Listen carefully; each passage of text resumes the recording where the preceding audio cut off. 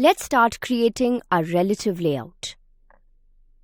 First, we can simply copy all the child tags from the previous linear layout file like this and paste them as child tags to this relative layout parent tag here. The screen will look like this when you do it. You can see here that the widgets have not arranged themselves in any manner, vertical or horizontal. That's because the widgets in a relative layout will be aligned in reference to each other.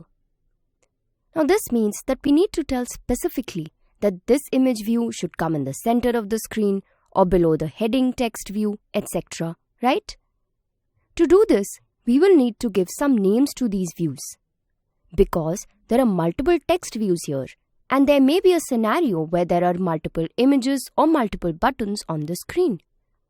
So to refer to them correctly, we will need to give some names or IDs to all these views, right? Now you must be thinking that why did we not need IDs in the linear layout?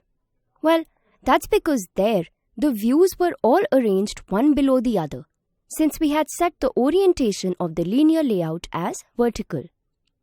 In general, it is a good practice to add IDs to each view. This will also help us when we will add functionality to these views later. So let's learn how we can add IDs to these views. Like we have been adding attributes till now, simply type ID inside one of the child tags and the IDE will give suggestions to add the ID attribute. Select this option. Now, we need to give a value to this, which will be the ID for this text view. One way can be to simply add numbers or letters.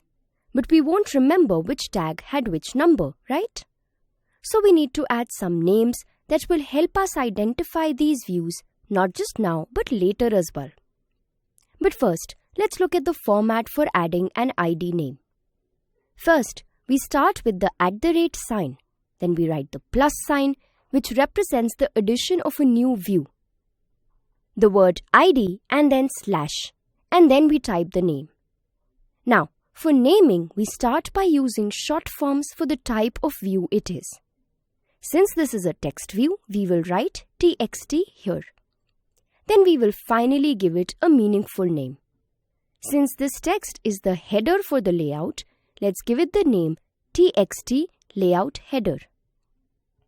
Similarly, let's add an ID to this next text view and give it a name TXT Layout Subheader. Next, we add an ID to this image view and give it the name IMG Tony Stark. Then we will give an ID to this button as BTN Click Here.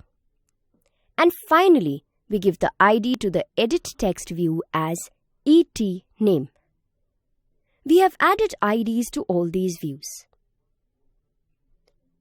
Now if you see the trend here, this is how we have named each of the text views.